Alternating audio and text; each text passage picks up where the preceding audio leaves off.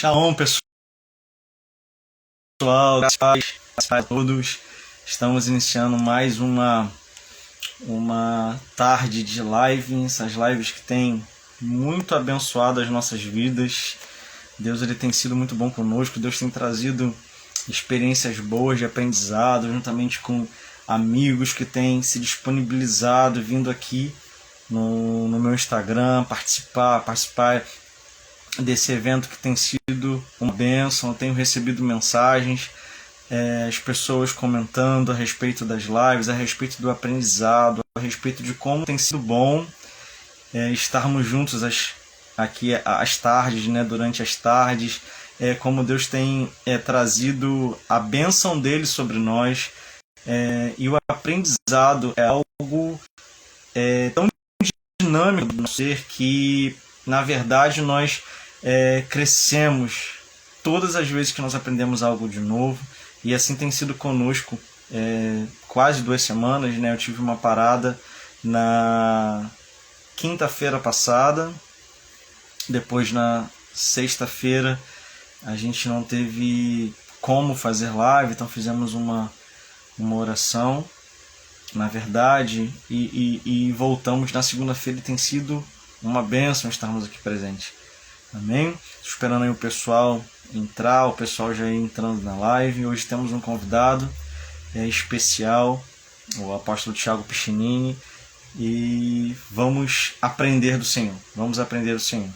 Amém? Vai convidando aí pessoal, vai convidando aí todo mundo. Você, se for entrando, já vai convidando todo mundo. Você que tem visto a nossa live depois de gravado, na verdade, né? Você tem visto aí Deus operando através de cada tema que nós temos desenvolvido aqui. Tem sido uma bênção, graças a Deus, tem sido uma bênção. Deus ele tem sido fiel com as nossas vidas. Estou convidando aí algumas pessoas, e conforme você for entrando aí, você já aproveita aí e convida todo mundo. Nosso convidado já está presente, o apóstolo Thiago Piccinini. Tem sido uma bênção para mim estar aqui nas lives com os meus irmãos, com amigos que Deus tem nos presenteado, nos entregue, e tem sido uma bênção, e eu não tenho dúvidas de que hoje será da mesma forma. Será uma bênção estarmos aqui, será uma bênção discutirmos sobre esse assunto. O assunto de hoje, o assunto dessa live de hoje é liderando com perdão. Amém? O Thiago já está aí, já online. Já vou chamar logo ele. O tema hoje é grande. Conforme você for entrando, aproveita, clica aí no aviãozinho aí, vai chamando aí o pessoal. Mas daqui a pouco o pessoal está aí presente.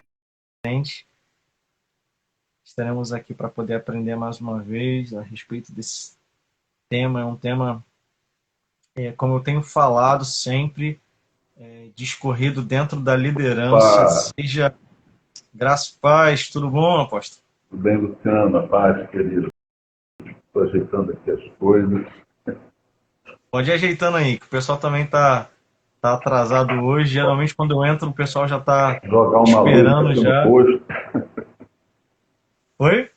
Jogando uma luz aqui no rosto para dar uma clareada. Eu tô com um problema sério de iluminação.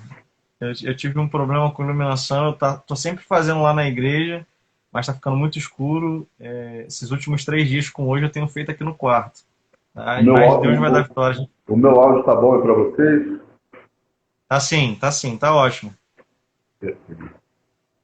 Eu estou virado aqui para a esquerda porque eu estou consultando aqui. Sem problema. A Bíblia. Como eu estava falando, tem sido uma bênção aqui as nossas lives, tem sido uma bênção estarmos aprendendo através de Deus. E como eu tenho sempre falado, a nossa live ela fala de estar direcionando, as nossas lives estão direcionando a liderança, mas não é somente uma liderança eclesiástica, uma liderança voltada para evangélicos, mas sim uma liderança toda a nossa vida, né? É importante que sejamos líderes onde quer que estejamos. Quando a gente toma posse disso que Deus ele nos presenteou ao nos formar, ao nos criar lá no Jardim do Éden, que é além do relacionamento com Ele, ter governo de tudo, a gente passa a entender melhor o nosso objetivo na Terra, a gente consegue fluir em tudo aquilo que Deus nos separou para viver e para fluir. Amém, amém. Glória a Deus por essa iniciativa. E em tempos de distanciamento, de pandemia, a gente tem que pregar, continuar pregando a tempo e a fora de tempo. Se não presencial, a gente usando todos os recursos, né, virtuais que a gente dispõe para o evangelho, cuidar de vidas, treinar líderes, né, porque a vida continua. Né? A vida Verdade. continua. Os métodos, os meios, as formas, os acessos mudam, mas a vida continua. A gente se adapta. Né? A gente se adapta ao ambiente e continua pregando o reino. Eu acho bacana no reino de Deus é isso, porque o reino de Deus, por não ter uma forma, né? O reino de Deus, por não ser uma instituição, ele é como a água, né? Ele se adequa. A água, ela é água em qualquer ambiente que a colocar, porque ela se adequa. Ela não perde a sua essência, ela não perde a sua propriedade, ela continua sendo H2O. A sua formulação continua intacta, né? Se ela encontra uma pedra no meio do caminho, ela não vai tentar quebrar a pedra, ela vai contornar a pedra. Né? Se coloca ela num lugar apertado, ela fica apertada. Se não coloca ela num lugar largo, ela se expande. Então, sem contar o fato de que a água ainda possui a possibilidade de assumir 3 estados físicos. Né? Isso é muito espiritual. Porque se você aquece, ela vira vapor, mas continua sendo água. Se você esfria, ela congela, fica sólida, mas continua sendo água. A água é algo muito espiritual, né? E o reino de Deus é assim. Né? O reino, por isso que o apóstolo Paulo, ele pregava preso, pregava livre, pregava estando abastado financeiramente, pregava estando desprivilegiado financeiramente. Por isso que ele disse, olha, eu posso todas as coisas naquele que me fortalece, porque eu sei estar bem, sei estar mal, sei estar abastado, sei estar desprovido. Em todas essas coisas somos mais do que vencedores em Cristo Jesus. Então, Amém. Isso é reino. Isso é reino. Verdade. Verdade. É impressionante essa analogia que o senhor está fazendo a respeito da água. Eu nunca tinha visto por esse lado. E de fato, é impressionante, né? É como a gente consegue se adequar quando nós estamos disponíveis, disponibilizados, na verdade, para o reino, como nós conseguimos nos adequar, né? Eu particularmente, sou muito tímido. Eu falo no altar, mas falar na internet para mim era a última coisa que poderia acontecer na vida. E aí veio a pandemia, a gente tem que fazer culto online, a igreja não podia parar e não tem necessidade de parar, a gente começa a fazer culto via Facebook, sem saber como fazer direito, ligava o celular, ficava torto, e esposa cantando com YouTube, e Deus, ele operou. Nós nos adequamos à realidade que Deus nos proporcionou nessa verdade que estamos vivendo hoje. E adequação através dessa situação fez o reino continuar sendo reino. Não, e você vê que, além de você ter transcendido uma espécie de bloqueio que você tinha, isso gerou outras coisas, o network, né? Nós não nos conhecemos pessoalmente. Verdade. Você veio através de um amigo, mas você falou, apóstolo, você poderia fazer uma live comigo? Claro, então quer dizer, já criou uma ponte, já criou um relacionamento, já conheceu pessoas Verdade. que você, em circunstâncias normais, não poderia conhecer, não poderia acessar. Então, o caos, né? O caos, ele gera oportunidade. No início da pandemia, Deus me deu uma palavra, pastor Luciano. A palavra de João Batista. Eu estava com um problema para resolver de família, uma questão financeira alta que eu tinha que arcar. E no meio da pandemia, né, todo mundo passando aperto, e eu falei, Senhor, e agora? O pior momento que tinha para isso acontecer era esse. E Deus falou comigo no texto de João Batista. Ele falou assim: João Batista se alimentava de quê, meu filho? De gafanhotos. Então, gafanhotos é uma tipologia de caos, de peste, de destruição, de problema. De Gênesis a Apocalipse, o gafanhoto é uma metáfora de destruição, de problemas, né? Para a maioria das pessoas, o gafanhoto é um problema. É sinônimo de destruição, de escassez. Mas para quem é profeta, para quem se move no profético, gafanhoto é alimento, é subsídio, aleluia. É proteína. E Deus falou comigo assim: transforma o problema em solução. Agora, vamos lá. Aonde é que se encontra gafanhoto para comer? Deserto. Não. Em lavouras. Lugar com lavoura. Em lavouras destruídas, ou seja, aonde tem destruição. Você precisa. Verdade. João Batista precisava ir em lavouras destruídas, onde tinha alguém chorando a sua perda, para poder encontrar o seu alimento farto. Né? Agora, olha que coisa interessante também, pastor. João Batista ele usava pele de camelo. Por que não pele de leão? Por que não pele de zebra, pele de urso? Né? Por que não penas de águia, que são animais dentro de uma tipologia bíblica visto com melhores olhos, né? Leão da tribo de Judá, tal. Sim. Por quê? Porque ele estava no deserto e ele precisava se vestir com a pele de um animal criado especificamente para habitar no deserto, ou seja, ele precisou se adequar. O camelo é um animal criado para viver nesse ambiente, nesse habitat hostil. Desculpa, estou com um cigarro aqui. Então, João Batista, não adiantava ele querer usar pele de leão, porque não ia servir de nada para ele. Não adiantava ele usar pele de urso, porque não ia adiantar nada para ele. Ele precisava se adequar ao ambiente onde ele estava. Por isso ele usou pele de camelo. Então a palavra que eu tenho para os líderes nesse tempo de pandemia, de distanciamento, de muitos desafios é, meu irmão, se adeque sem perder a essência. Amém. E aquilo que é problema vai virar solução para você em nome do Senhor Jesus. Amém. Glória a Deus. Pô, que demais. Que demais isso. Foi que Deus falou para o senhor, foi mesmo profundo aqui. O senhor está falando, eu estou analisando aqui, de fato, como a adequação ela muda qualquer circunstância para a nossa vida.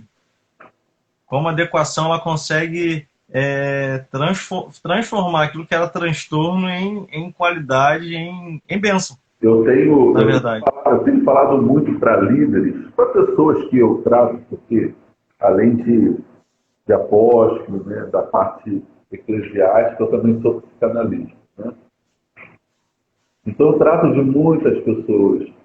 E eu tenho usado muito a palavra ressignificação, que dentro da psicologia é uma ferramenta poderosíssima para desbloquear pessoas. A gente precisa ressignificar lugares, pessoas e circunstâncias. Ressignificar coisas que são gatilho mental de bloqueio na nossa vida. Vamos supor que na esquina da sua casa você foi assaltado e levaram uma coisa que você estimava muito, tinha um valor muito especial para você. Só que todo dia para ir trabalhar e pegar o ônibus no ponto de ônibus, você tem que passar por aquela esquina. Ou seja, toda vez que você passa naquela esquina, você vai lembrar do quê? Perdi algo de valor no assalto. Aquela esquina é um gatilho mental de algo extremamente ruim para você. Qual é a ferramenta, a dica para você ressignificar essa esquina? Crie uma nova memória melhor e mais poderosa do que a antiga, do que a anterior, para suplantar esse bloqueio. Vamos supor, se você estiver namorando uma menina que será futuramente a sua esposa, dê o primeiro beijo nessa esquina. Você está ressignificando aquele local que antigamente era um local de dor, né? De medo. Para você, agora você criou uma memória muito mais poderosa. Você ressignificou esse lugar. E essa mesma ferramenta a gente pode fazer com pessoas, com lugares e com circunstâncias. É uma ferramenta que eu tenho usado e tem sido muito poderosa. Porque quem nunca foi traído, quem nunca foi difamado, né? Quanto mais a gente que é de ministério, né, pastor? A gente lida com pessoas, então tem pessoas ingratas, né? Tem pessoas que nos traem, tem pessoas que nos deixam, tem pessoas que falam mal, depois da gente ter acabado de ajudar. E eu tenho visto muitos líderes feridos por causa disso. Então a ressignificação é uma ferramenta poderosíssima. Jesus usou isso, essa ferramenta com os seus discípulos. Jesus usou a ferramenta da ressignificação com Pedro, com Judas, né? Jesus, ele usou até mesmo na cruz do Calvário a ferramenta da ressignificação. Com aquele próprio ladrão que estava ali, né? É dar um significado novo, na verdade, né? Tá? E é isso que é evangelho. Evangelho é você... O mundo não... Querido, deixa eu falar para você. Quando você se converte, o mundo não muda. O mundo continua sendo um lugar hostil. O mundo continua sendo mudo. Quem muda é você. As pessoas têm uma ilusão de que quando se converterem, as coisas vão mudar. As coisas não mudam. Quem muda é a tua cabeça, é o teu coração, é o teu espírito. O que muda é a maneira como você vê as coisas do mundo que continuam as mesmas. Isso, evangelho, é totalmente ressignificação. Dá esse novo sentido, na verdade, né? Exatamente. É como o senhor está falando a respeito da esquina e o trocar aquilo que me fazia, que estava me mostrando caos, medo, perda, e aí colocar algo naquele lugar, né? Dar um outro significado àquele lugar com algo muito mais poderoso que me traga prazer ou felicidade, alegria, e mudando assim a minha circunstância para aquela esquina. Eu tenho certeza. Isso de uma forma geral. Eu tenho certeza que Jesus não via Judas como um inimigo. Muito pelo contrário, Jesus chama ele de amigo. Jesus sabia que Judas era fundamental para que ele pudesse cumprir o seu propósito. Se não houvesse um Judas, Jesus nunca poderia cumprir o seu propósito. Se não houvesse um Golias, Davi não seria o Davi. Então, até mesmo os nossos inimigos, os nossos gigantes, eles nos promovem para o nosso propósito. Quando você está no centro da vontade de Deus, até as coisas ruins cooperam, porque todas as coisas cooperam para o bem daqueles que amam a Deus e que vivem segundo o seu propósito. Amém? Amém. O Ricardo, é um discípulo lá da igreja, está perguntando se está ao vivo. Ricardo, esse está ao vivo sim, tá? Você está escrevendo aí, está ao vivo sim. Tá bom? A gente está aqui ao vivo com o apóstolo Thiago Piccinini. Hoje o nosso bate-papo, a gente já começou aqui o bate-papo. Deus está, na verdade, fluindo, falando, trazendo vida, na verdade. Debate ainda, né? Nem entrou no tema. Não estamos nem no tema da conversa e Deus já está fluindo aqui, né, nessa live aqui, graças a Deus. Entrou aí algumas pessoas aí que têm nos acompanhado, entrou discípulos da igreja. Um abraço a todo mundo aí. Eu peço a você que está entrando, já vai apertando aí o aviãozinho, já vai enviando aí para o direct dos seus amigos essa mensagem. Hoje nós vamos falar sobre perdão de uma forma geral, né, dentro da liderança, falando sobre perdão, liderando com perdão. E eu tenho certeza que Deus ele já está falando, que comigo Deus já começou a falar aqui, já estou recebendo já aquilo que ele tem disposto assim, aqui para a gente, e você também será alcançado. Então, se seu amigo precisa ouvir essa palavra, esse tema, manda aí para ele, aproveita, divulga aí. Hoje é a nossa última live de série dessa série de mentoria de liderança que eu comecei na semana passada. Semana que vem a gente modifica esse horário, vamos para 10 da noite para adequar. Estamos falando sobre adequação, sobre ressignificar. Vamos trazer aí uma forma do pessoal que tem me cobrado ver ao vivo. Então vamos passar a semana que vem às 10 da noite. Amém? Vamos lá, apóstolo. O que o senhor tem a me dizer a respeito? O senhor já começou a falar aí sobre algumas coisas legais, mas a respeito de perdão. Perdão é um assunto que a gente comenta muito, nós falamos muito. No nosso meio, então, nós falamos muito de perdão e vivemos muito o contrário dele. Vivemos muito o contrário disso para a nossa vida. O grande X da questão do perdão é que as pessoas acham que perdão é esquecer, né? Só que perdão não é amnésia, querido. Perdão é você ser curado, é você lembrar e não doer mais. É você tocar e não doer mais. É você interagir e não doer mais, porque está resolvido dentro de você.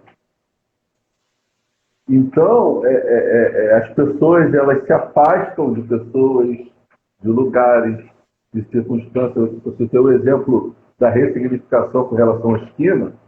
Tem gente que é tão ferida que ela muda a rota dela, ela passa por outra rua, por outra esquina, só para não ter que passar por aquela esquina, porque aquela esquina remete a algo ruim.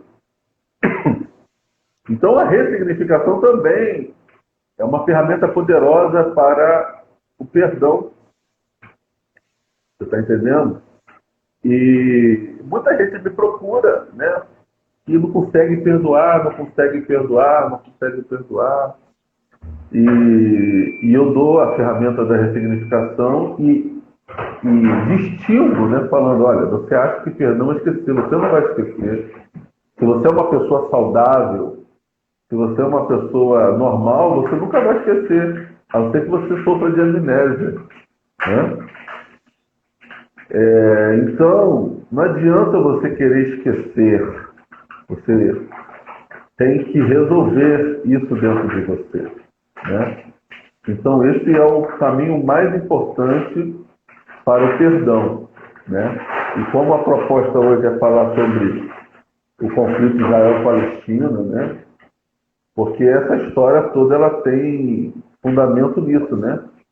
Na falta de perdão, numa coisa que não foi resolvida lá atrás e continua sem resolução até os dias de hoje. 3.500 anos, quase 4.000 anos depois, ainda está indissoluta, né? Sim. Sim, a gente, nós que pastoreamos e que temos essa situação de gabinete, de conversar, de lidar mais de perto, né? O senhor, além disso, ainda com a psicanálise, lida com muitas pessoas chegando no consultório do senhor, no gabinete para poder conversar, e nós vemos muito isso que o senhor está falando. Na verdade, o que mais eu enxergo que prejudica as pessoas a liberarem o perdão é a situação do querer esquecer. E como eu não esqueço, eu permito que doa, que continue doendo, eu permito que continue maltratando, não ajo com perdão e coloco um bloqueio. Eu vejo as pessoas fazendo isso. Coloca um bloqueio para perdoar porque quer esquecer e não consegue. E eu costumo dar como exemplo um machucado, né? Uma ferida que você tem. Você tem aquela ferida, ela está doendo, está ardendo, você toma banho, você lembra que ela está ali. Só que chega um momento em que ela cicatriza, ela seca. E aquela cicatriz, ela vai me permitir lembrar sempre dela naquele lugar. Vai me permitir lembrar que ela existiu. Vai me permitir lembrar que eu me feri, que doeu um dia. Porém, eu vivo com ela normal ali, não dói mais. Eu só me lembro, mas ela não me dói. Existem outros aspectos importantes que nos ajudam a trilhar a rota do perdão, né? Eu já falei da questão da amnésia, da diferença entre esquecer e resolver aquilo dentro de você. Mas para que você consiga resolver isso dentro de você, você precisa primeiro abrir mão dos seus conceitos, né? E segundo, o perdão não é para ser liberado, não tem que partir de você liberar para quem te ofendeu. Não tem que ser por causa do outro. O perdão tem que ser por causa de você. Depois que ele ser por causa de você, aí sim ele pode vir a ser por causa do outro. Por quê?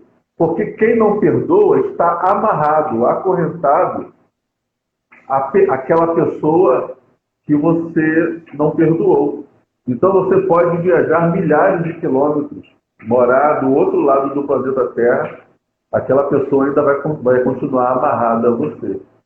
Então o perdão não se trata do outro, se trata primeiro de você. Eu preciso perdoar para eu me liberar, para eu poder estar livre, para eu não estar amarrado a alguém ou a alguma coisa que me prende, que trava a minha vida, que me prende no passado, que me causa dores, que me faz sofrer, que me impede de desenvolver, de progredir, de transcender, de evoluir. Então, você precisa mudar sua mentalidade, meu irmão, minha irmã, você que está nos ouvindo. O perdão, primeiro, é por causa de você, e depois é por causa do outro. Quando você inverte essa ordem de prioridade, você começa a entrar na rota correta do perdão, né?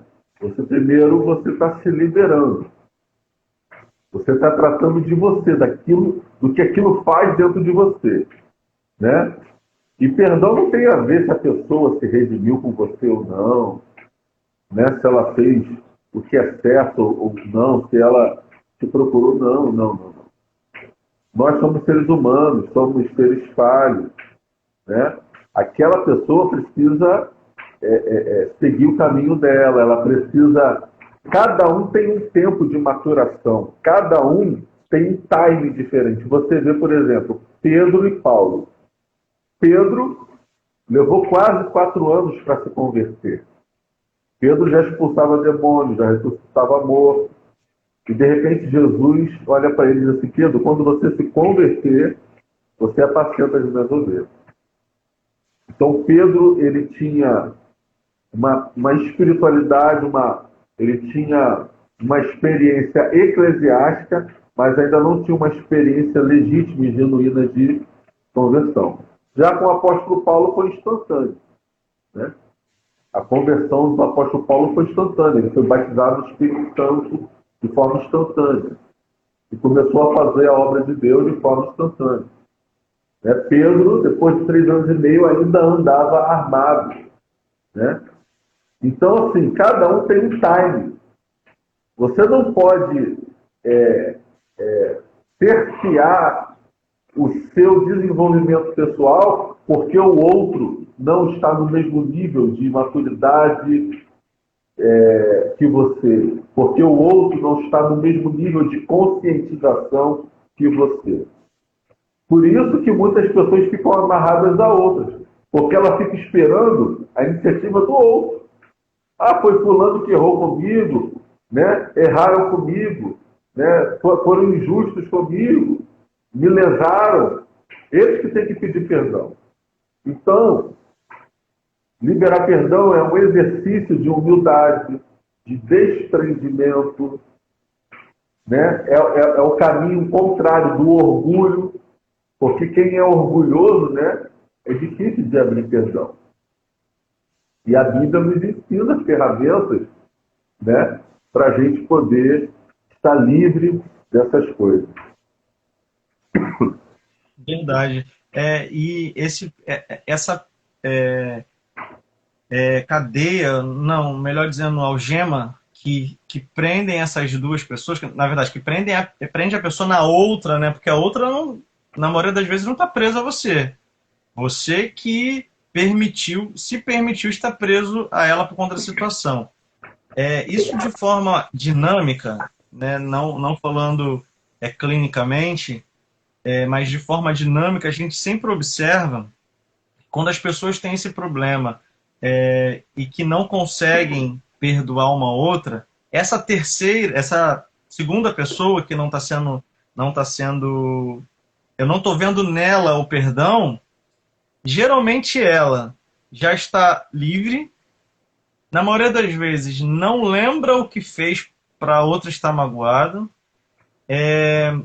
Falando de forma mais genérica, a vida dela já andou, já prosperou, já está lá na frente, já está fazendo coisas que você que está preso não consegue fazer e você está remoendo aquela situação diversas vezes. Quando o senhor tem essa fala explicando que eu preciso perdoar por mim e não pelo outro, isso é muito, muito interessante, porque a pessoa já está seguindo a vida dela, né? É como um ditado popular que as pessoas costumam dizer, a fila andou para ela. Ela tá andando, tá na frente e você tá parado e você tá amargurado, você tá dependendo de remédio para dormir, você tá vivendo uma vida amarrada a uma situação que já se diluiu para o outro lado, né? O outro lado não está preocupado mais com isso. Isso é muito, muito impressionante ver isso acontecer e ver como fica os dois lados da situação. Exatamente. Um outro exemplo muito interessante é a história bíblica, né, dos irmãos gêmeos, Jacó e Esaú. Na verdade, Esaú e Jacó. Eu sei que está ouvindo essa live, provavelmente conhece essa história tão bem quanto a gente. E Jacó, ele fica estigmatizado desde que nasceu, né? Porque o seu nome significa suplantador, usurpador. Ele nasceu agarrado no calcanhar do irmão Esaú. E naquela época, a primogenitura, a bênção da primogenitura, tinha uma importância socioeconômica, psico-espiritual muito grande na civilização daquela época. E Jacó ficou estigmatizado. Anos mais tarde, tem aquela situação do guisado, né, que Esaú vende o direito de primogenitura para Jacó, achando que estava fazendo uma brincadeira, uma piada. Sim. Jacó, depois, na hora do pai, que o pai estava convalescendo, já quase à morte, passa a perna em Esaú, né? Sim. E a Bíblia diz que Esaú, ele queria matar Jacó. Literalmente, ele ficou com ódio mortal de Jacó e durante muitos anos foi assim. E Jacó fugiu. Então Jacó já nasceu estigmatizado. O nome dele já era um estigma, usurpador. Sim. E Esaú recebeu um nome de chacota, né? Edom. Porque Edom significa vermelho, fazendo alusão ao pisado vermelho. Então, Esaú também ficou estigmatizado de forma vexatória, porque toda vez que olhavam para Esaú, a própria Bíblia Sagrada, depois de um certo tempo, toda vez que ela se refere a Esaú, ela fala Edom. Então, isso tem uma conotação vexatória, de zombaria mesmo. Né? Fazendo, o cara do guisado vermelho, o cara que perdeu o direito, que vendeu o direito de primogenitura. Lá o vermelho. Então, é a história de dois irmãos estigmatizados. Um escolheu o caminho da redenção, que foi Jacó. Jacó passou por um processo e se submeteu a esse processo. E no final desse processo, ele legitimou a bênção que ele havia teoricamente roubado, mas que já fazia parte de um plano divino. E Esaú escolheu o caminho do ódio, da amargura. Está entendendo? Né? Uma geração anterior também teve a história de dois irmãos, de Isaac, né, e de Ismael, que é onde efetivamente começa a história, né, desse conflito entre Israel e Palestina, cerca de 4.000 anos atrás. Então, é a falta de perdão. O caminho que você escolhe trilhar Jacó escolheu o caminho da redenção, dos processos de Deus, foi tratado, foi confrontado. Depois de um tempo, depois de muitos anos, ele teve que reencontrar o seu irmão, ou seja, qual é a mensagem que a Bíblia nos deixa? Não tem como você fugir do seu passado. Você tem que resolver o seu passado, porque uma hora ou outra, na curva da vida, você sempre vai bater de frente com ele. Então nós Vai ter que resolver. tem que resolver. A Bíblia nos ensina a resolver. A gente é ser humano, a vida ela é complexa, tá? A gente pode tomar decisões erradas, a gente está à mercê de uma série de complexidades da vida. E a Bíblia fala disso. Né? Ninguém está livre de cometer um erro, de cometer uma injustiça, de tomar uma ação impensada. Mas a Bíblia nos ensina a encarar os problemas e a resolvê-los. Né? E então, muita gente deixa pendência, tenta fugir dos problemas, porque não sabe lidar com eles. Né? Sim. Então, querido, essa é a mensagem do Evangelho. Esse conflito de Israel e Palestina é fruto da falta de perdão, fruto do orgulho. Nenhum dos lados quer ceder, nenhum dos lados quer abrir mão, nenhum dos lados quer se considerar o perdedor. E a Bíblia diz que melhor coisa é dar do que receber. A Bíblia ensina que às vezes é melhor perder para poder ganhar. A Bíblia diz que se seu irmão te obrigar a caminhar uma milha, que você deve caminhar duas. Então a Bíblia sempre ensina a gente a abrir mão, a ceder, a perder, porque é perda de tempo você entrar em conflito com quem não está no mesmo nível de consciência que você. Né? Uau! É perda de tempo. Então, é aquela máxima que a gente fala, né, quando estuda um pouquinho de psicanálise, né? Gente doida a gente não contraria, né? A gente tem que concordar. Então, não adianta você perder tempo com quem não está acompanhando a sua linha de raciocínio, com quem só está interessado no embate, com quem só está interessado no confronto, com quem só está interessado em alimentar o seu orgulho, né? Então, é um caminho. Pastor, eu vou pedir para que você me dê um minutinho e eu volto. Pode continuar a live, eu só vou sair aqui da câmera, mas daqui a um minutinho eu volto, tá bom? Vai falando do assunto aí. Pode ir lá. E é impressionante, né? A gente tá aqui com esse tema falando sobre perdão. Eu tenho utilizado durante essas 2 semanas que a gente tem passado por live temas que sejam aguçadores para a vida do líder, né? O líder ele precisa aprender a viver e passar por essas situações. A gente estava falando aqui a respeito dessa história que nos esclarece, né, bastante a respeito do perdão. Esaú, Jacó, os 2 irmãos que, na verdade, desde a barriga existia.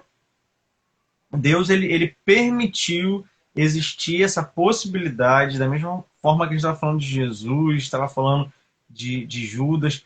Foram situações que foram permitidas pelo próprio Deus para que fosse executado um plano maior da vontade de Deus naquela situação. Esaú e Jacó era um desejo de Deus. Mas se você levar para o lado que nós estamos falando sobre perdão, olha só, observa o que o apóstolo estava falando quase agora.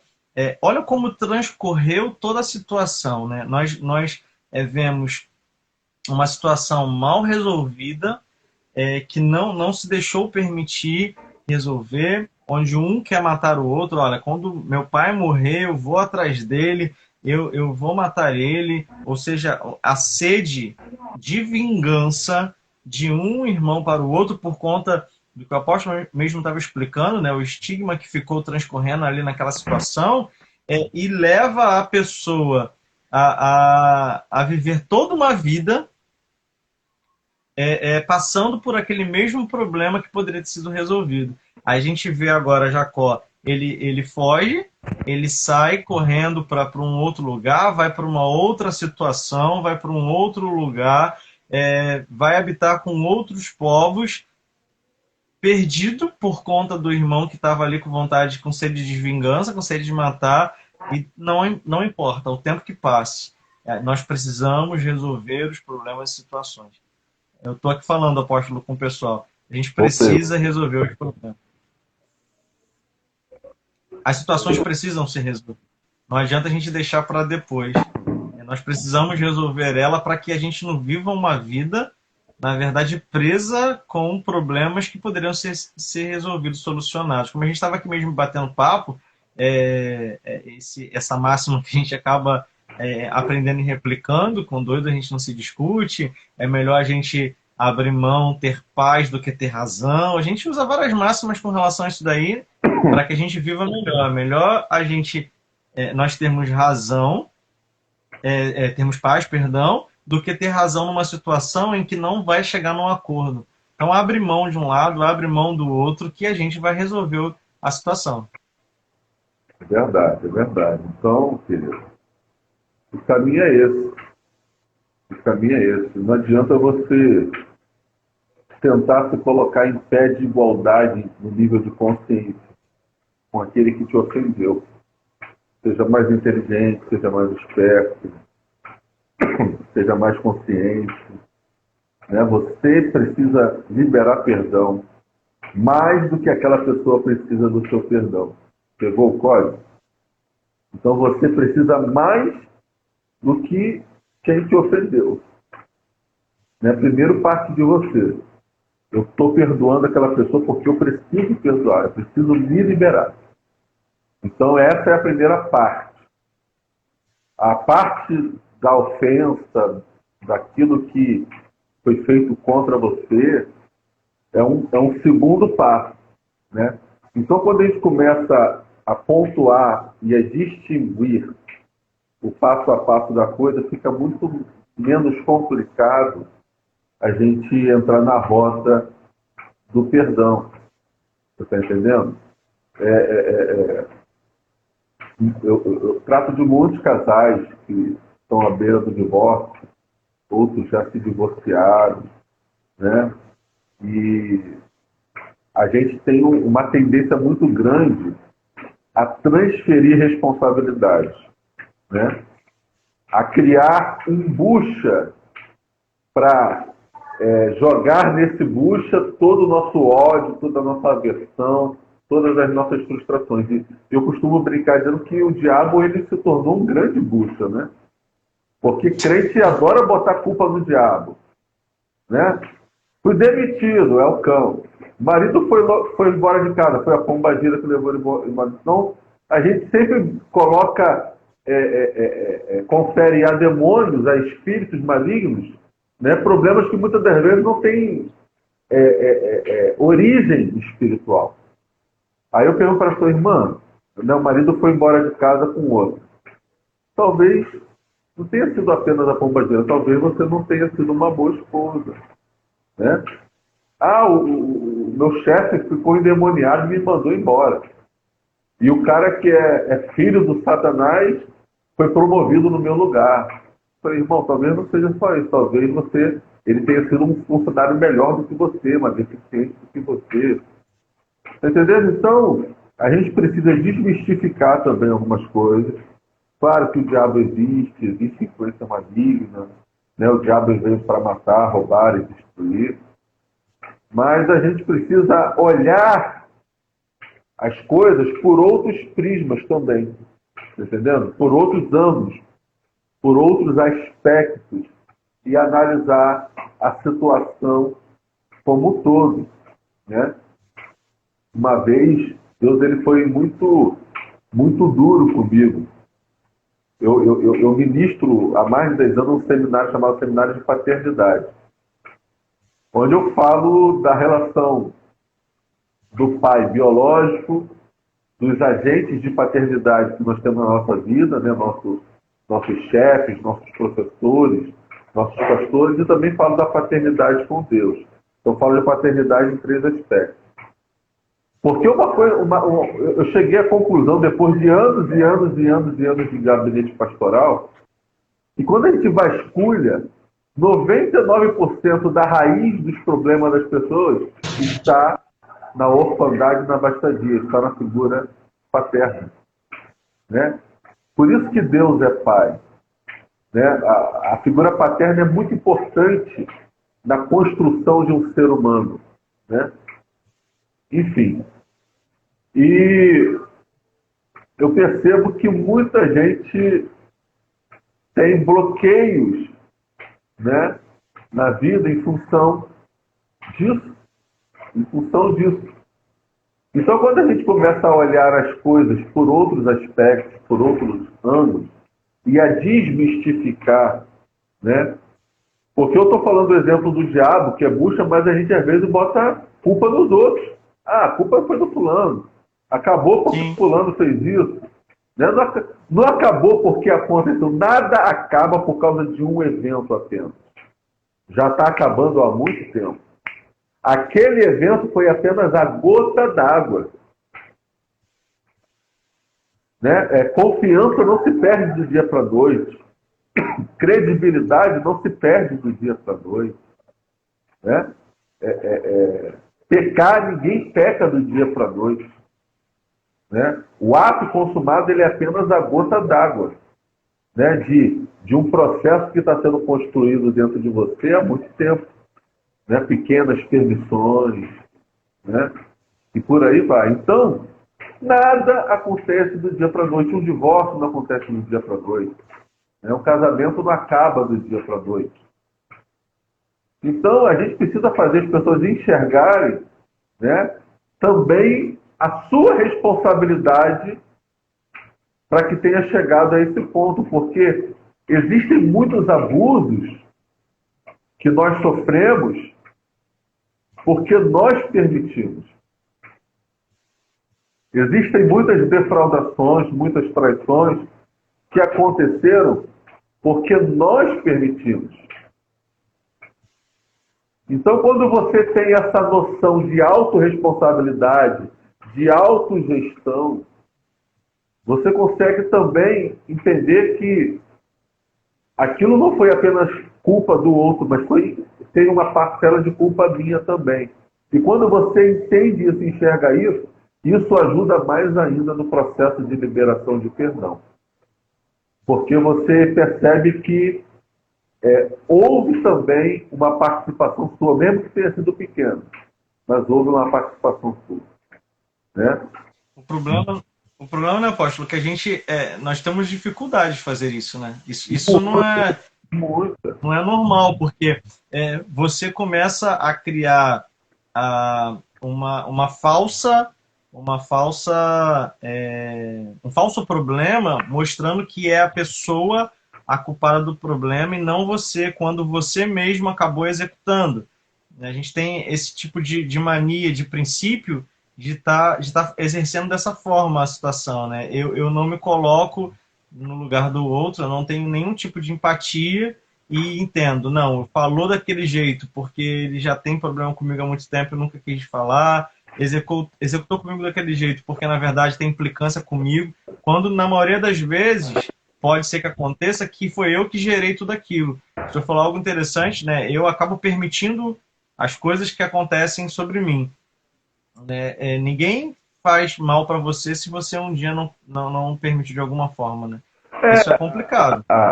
E em parte a culpa é nossa, nós ministros. A teologia brasileira é muito uma teologia de jardim de infância, né? Eu uso esse termo. A gente tem uma teologia de jardim de infância muito lúdica. A gente não prepara nossos... Eu estou generalizando, mas certamente existem muitas exceções. Eu acredito que o senhor é uma exceção, né? Como eu também me considero uma exceção, mas na maioria das vezes a gente apenas replica um evangelho que foi passado para a gente não amadurece, a gente não transcende, a gente não melhora, a gente não aperfeiçoa. E a Bíblia diz, não repete. A Bíblia diz o seguinte: desenvolvei a vossa salvação. A salvação precisa ser desenvolvida, ela precisa crescer. dentro de nós, né? Então, eu vejo hoje na igreja brasileira um evangelho muito lúdico, muito jardim de infância. A gente enxerga a Bíblia de uma forma muito literal, tá entendendo? E a gente não compreende os princípios por trás das metáforas. A gente está muito preocupado em saber quem é Abraão, Isaac, Jacó, né?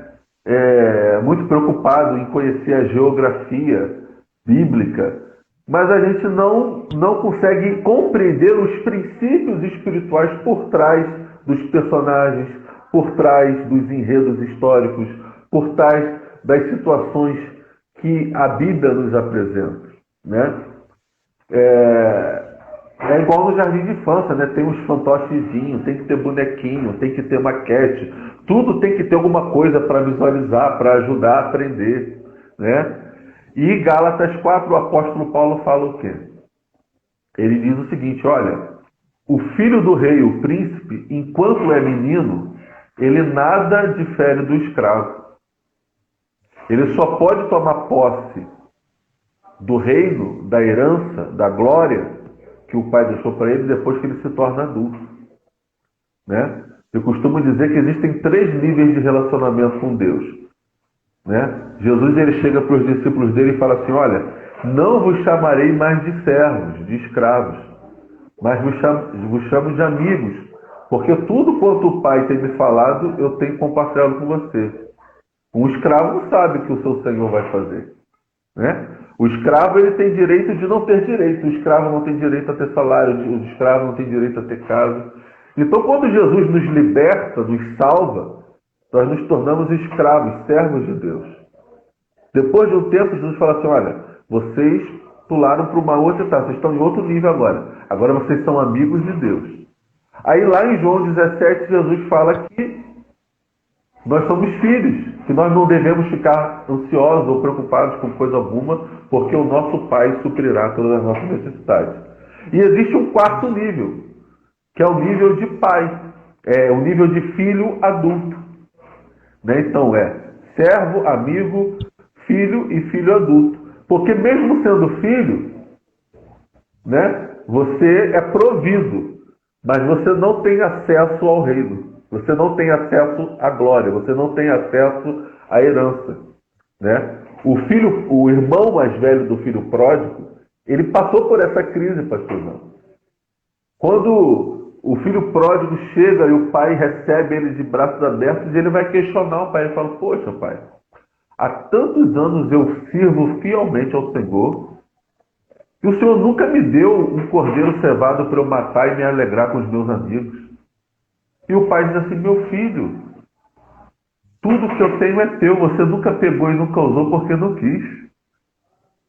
Uau! É forte demais isso, né? Muito forte. Então... Estava à disposição, mas ele não usou.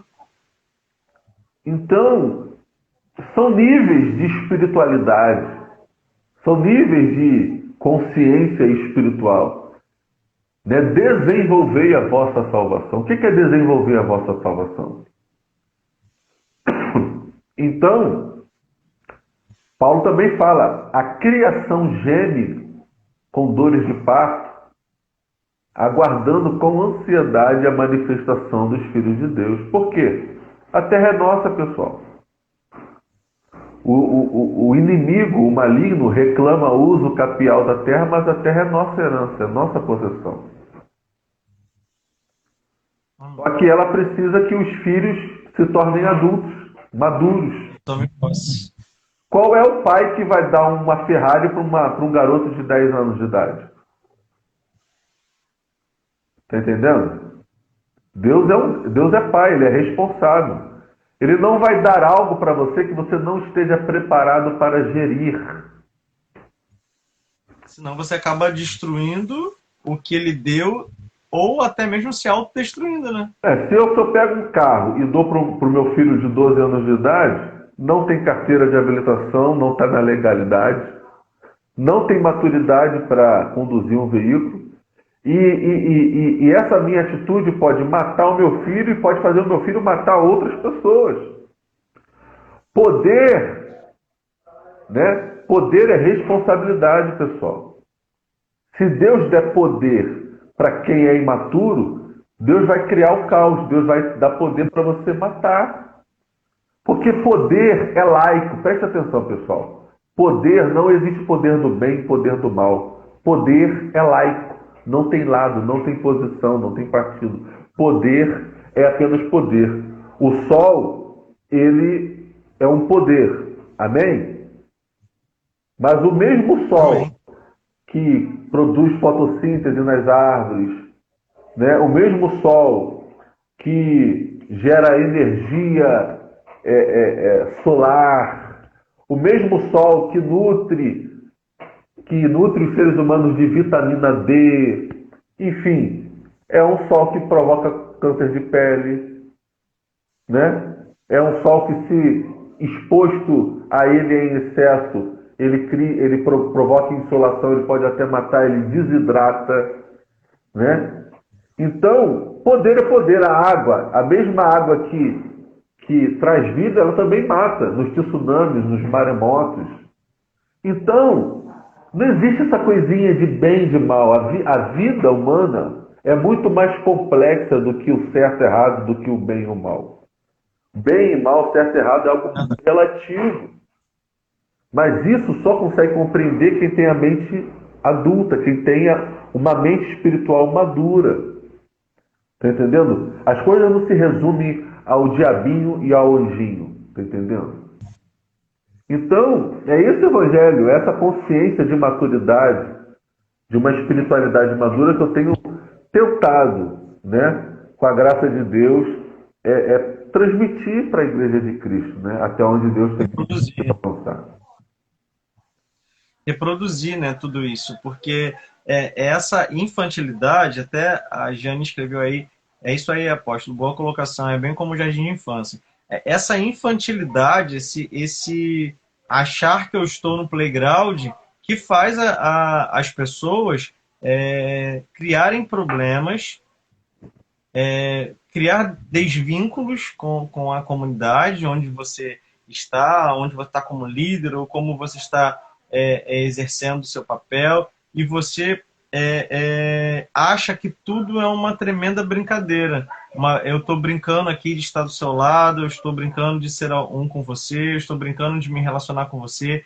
Então, se eu deixar você de lado, se eu ficar de mal com você, não vai ter problema nenhum, porque depois eu volto a ficar de bem. Se você não quiser me dar o seu brinquedinho, eu vou ficar com raivinha de você, eu vou ficar chateado. E essa infantilidade, e o senhor teve uma palavra muito interessante quando o senhor estava falando, isso é um erro nosso quando reproduzimos isso, uma vez que foi reproduzido para nós quando éramos menores, quando éramos mais novos, quando éramos no início da carreira cristã, porque uma coisa que eu luto muito, apóstolo, eu tento, nós não somos donos da razão, eu tento não replicar as coisas que uma vez nos contaram, nos falaram.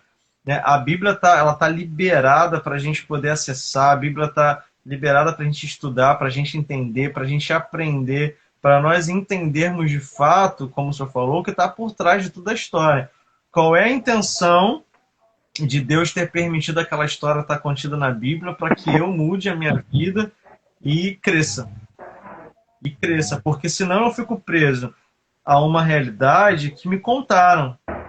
Me contaram que é desse jeito, então por que me contaram?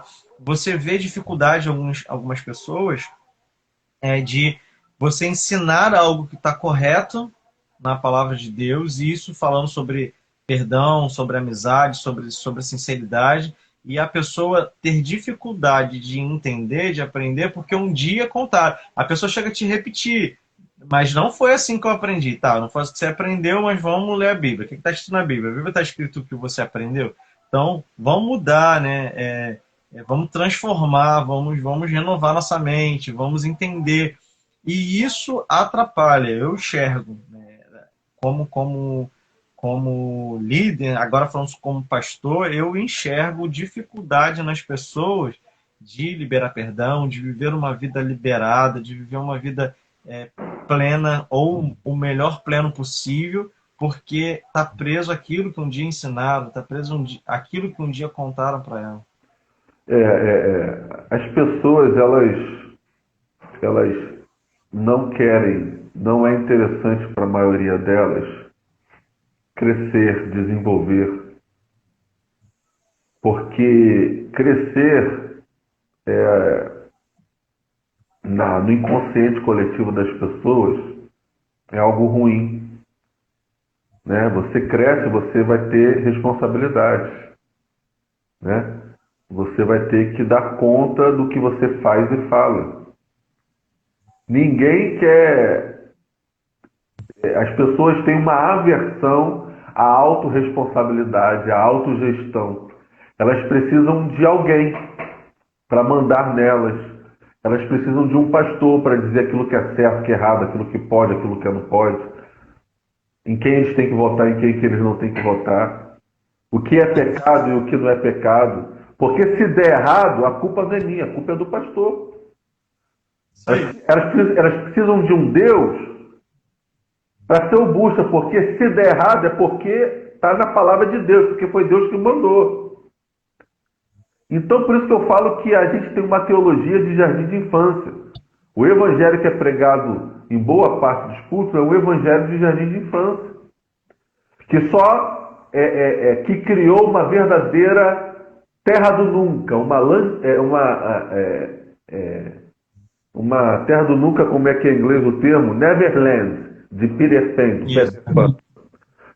É uma geração de Peter Pans que não querem crescer, que querem ser eternas crianças, né? E as igrejas se tornaram as Neverlands, né? A terra do nunca, né? Onde as pessoas precisam de alguém, né? Para dizer para elas o tempo todo o que pode e o que não pode. No começo isso até é necessário, né? O bebê está começando a andar, você tem que ajudar ele a andar. Neném, não põe o dedo na tomada que vai fazer dodói. Mas o crescimento é uma ação natural. Ele precisa ser um processo natural. Está entendendo? Vai chegar um momento, cada fase da vida humana há um trato diferente. Você deve ser pai, eu sou pai. Muitas pessoas que estão nos assistindo também são pais. Né? E você não trata um adolescente de 13, 14 anos da mesma forma que você trata uma criança de 4, 5 anos de idade. A linguagem é diferente, o trato é diferente. Está entendendo? Então, por isso que você vê, Paulo escreveu isso há 2000 anos atrás. Né? E 2000 anos depois, a gente está no mesmo nível ainda, a gente está no mesmo patamar ainda. A terra geme com dores de parto, aguardando com ansiedade a manifestação dos filhos de Deus. Cadê? O diabo, ele tá governando o mundo, né? A Bíblia diz que o mundo jaz no maligno, que ele é o príncipe desse mundo. Né? Não o mundo, a terra, o globo terrestre, mas o sistema, né? Porque simplesmente a gente não toma posse daquilo que é nosso.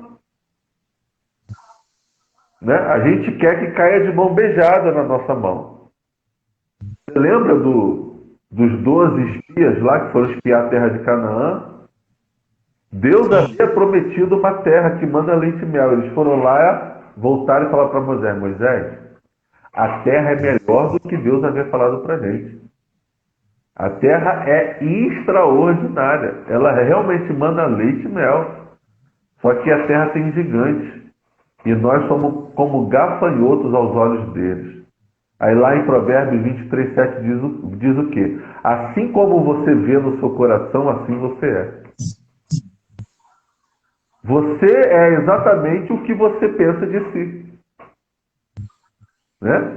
Mas 2 homens apenas, Josué e Caleb, falaram assim: olha, esse Deus que abriu o mar vermelho, esse Deus que fez pão cair do céu durante 40 anos, esse Deus que fez água sair da rocha, esse Deus que fez corvo trazer filé mignon para a gente, esse Deus que mandou coluna de nuvem durante o dia e coluna de fogo durante a noite, esse Deus que mandou as 10 pragas lá no Egito, Olha, a terra é boa e realmente tem gigante lá, mas eu prefiro acreditar nesse Deus.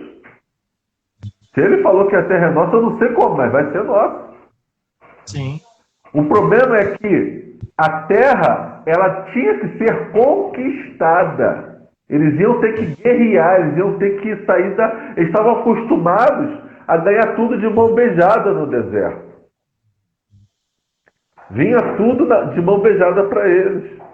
Agora eles iam ter que conquistar uma terra, iam ter que expulsar os gigantes, iam ter que trabalhar a terra para plantar, para esperar e depois colher, iam ter que construir as suas casas.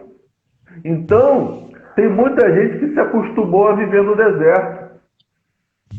Eles estavam acostumados a morar em barraca. Eles estavam acostumados ao pão cair do céu todo dia. Não precisava plantar o trigo. Não precisava moer o trigo, fazer farinha. Não precisava amassar a farinha, misturar a farinha com água, com azeite só para fazer um pão. Não precisava pegar lenha para acender a fogueira e assar o pão. Irmão, crescer dá trabalho. Desenvolver dá trabalho. E a maioria das pessoas já se acostumou com o deserto, com o Deus do deserto. É só tocar na rocha que sai água da rocha. Eu ter que perfurar um poço artesiano, ter que pegar água, é doido. Me deixa aqui que tá bom demais. Prefiro ficar nessa situação. Prefiro ficar aqui, tá bom. Tem tudo de mão beijada. Só que 40 anos depois, amigo, o pão acabou, não chovia mais pão. Acabou bem bom. E vai ter uma hora que vai acabar. A brincadeira com Deus vai acabar. A minha preocupação, pastor Luciano, é que quando Deus fala assim, basta, a casa vai cair para muita gente. Sim. As pessoas não estão se preparando para a eternidade. Elas se acostumaram com esse tabernáculo humano, com essa breve existência humana. Elas se acostumaram e gostaram. Céu, para que céu? Glória. Eternidade, para que eternidade? Tá bom do jeito que tá. O conceito que as pessoas têm de eternidade é muito infantil. As pessoas acham, e a maior parte dos púlpitos pregam, que a gente vai viver num gramado, num jardim, tocando harpinha pelo resto da eternidade. Não, meu irmão, a Bíblia diz que nós iremos governar as nações com Cristo. Você vai trabalhar na eternidade. Mas só vai experimentar a eternidade quem transcender, quem evoluir, quem passar pela metamorfose e transcender para o próximo nível. A eternidade é a evolução, meu amigo. Está entendendo? E aí o negócio fica mais difícil. Só vai governar quem amadurecer. Isso. Se não amadurecer, não tem como. Não tem como. Então, a questão é o seguinte: só Josué e Caleb entraram em Canaã. A Bíblia diz que todos aqueles milhões de judeus, os que saíram do Egito, pereceram no deserto. Apenas Josué e Caleb, os antigos, entraram na terra prometida.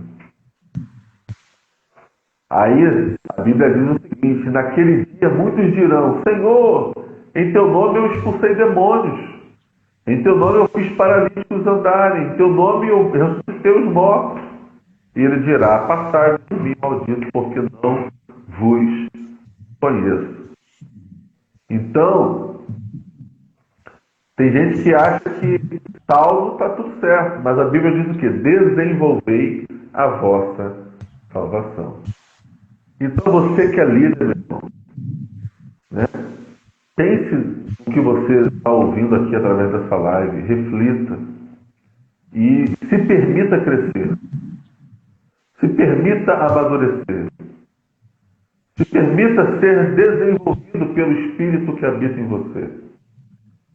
Tá entendendo? Não é fácil, não é um processo fácil. Você vai ser confrontado, né? Crescer dói, né? Você lembra, pastor, quando você era adolescente e você acordava os ossos das pernas doendo, Sim, sim. né? Porque o osso, enquanto a gente estava dormindo, o osso crescia. A gente, quando Esticando. aquelas dores nas pernas, porque crescer dói, crescer gera desconforto, né? Abrir mão, né, das coisas de menino para viver as coisas de adulto, né? É isso aí. É isso aí. Muito, muito bom, muito tremendo as colocações do Senhor. De fato, tem que ser verdade para a nossa vida. E isso em todas as áreas da nossa vida. Como eu tenho falado, as nossas lives elas não estão presas somente dentro do lado evangélico, dentro da religião, mas de uma forma geral. De uma forma geral, se você não crescer, se você não amadurecer, e até mesmo o perdão é uma questão de crescimento, de amadurecimento, é uma questão de avançar. E quando você não faz isso, na verdade fica parado, você não consegue progredir em nada, porque você não está querendo crescer, porque você não está querendo se desenvolver, você não está querendo conquistar, você não está querendo desbravar, você não está querendo de fato mudar a sua vida. Você quer viver a sua vida da maneira que você se acostumou. Se Quer viver a Jesus, sua vida no se deserto. Jesus não tivesse perdoado os seus algozes, ele não subiria, ele ia estar amarrado, ia estar Verdade. acorrentado a pessoas, a homens. Ele falou: Pai, perdoa eles, porque Sabe? eles não sabem o que estão fazendo, eles não sabem o que fazem. Eles são meninos, são crianças, são pau mandado, são escravos na mão do diabo. Então, nem a cruz, nem os seus algozes conseguiram segurar Jesus. Ele transcendeu, meu irmão. Ele transcendeu. Né? Então, fica o exemplo do nosso Senhor Jesus. Né? Transcendeu. Verdade. É o maior, sempre, em todas as circunstâncias, é o maior exemplo para a gente seguir. É o maior exemplo para a gente poder mudar a nossa vida quando nós lembramos do nosso Mestre. Ele consegue modificar a nossa estrutura quando você lembra que ele pode fazer, pensando nele, você pode fazer diferente aquilo que você imaginou que estava certo, aquilo que você imaginou que estava tudo bem, tudo correto. Você pensa nele, muda a atitude. Você pensa de como ele faria, sua atitude muda e você cresce e você aprende. Porque cada situação, na verdade, cada barreira, ela acaba ela acaba sendo um degrau para você crescer, um aprendizado para você, um desenvolvimento para você. Você passa por aquilo dali e lembra. Em outra época eu não conseguiria viver isso, mas hoje eu estou conseguindo viver porque eu aprendi a passar por cima. E aí você transcende, você cresce, você amadurece, você se desenvolve, você muda a sua vida, você muda seu caráter, você melhora a sua qualidade, dá mais qualidade de vida, e assim você vai alcançando a vontade de Deus. É isso aí. É isso que Deus quer pra gente. E é isso que Deus quer pra gente.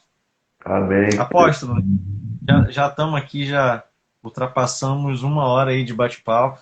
Eita. E tá sendo uma bênção, graças a Deus. Eu espero poder contar com o senhor na nossa nova versão aí de live no período da noite. A gente pode depois estar conversando, se o senhor aceitar. A gente está fazendo um segundo bate-papo, parte 2. Tem alguns convidados que a gente está acabando fazendo parte 2, que dá 1h20, e a gente está aqui batendo papo ainda. E aí a gente acaba jogando para uma parte 2 do bate-papo, para a gente poder estar desenvolvendo melhor o assunto. Se assim o senhor puder e a gente conseguir, a gente continua esse assunto numa outra live. Vamos sim, meu amigo. Pode contar comigo. Foi um prazer estar aí com o senhor, foi um prazer aprender, sentar aqui um pouco para poder aprender. Uma coisa importante para a nossa vida é entender que a gente precisa sentar para poder aprender. A gente precisa todos os dias estar evoluindo e isso o aprendizado faz muito bem com a gente. Amém. Amém.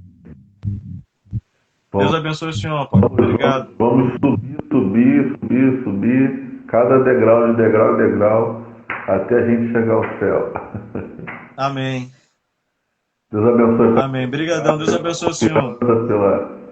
Pela honra do convite, tá bom? E conte conosco sempre. Amém.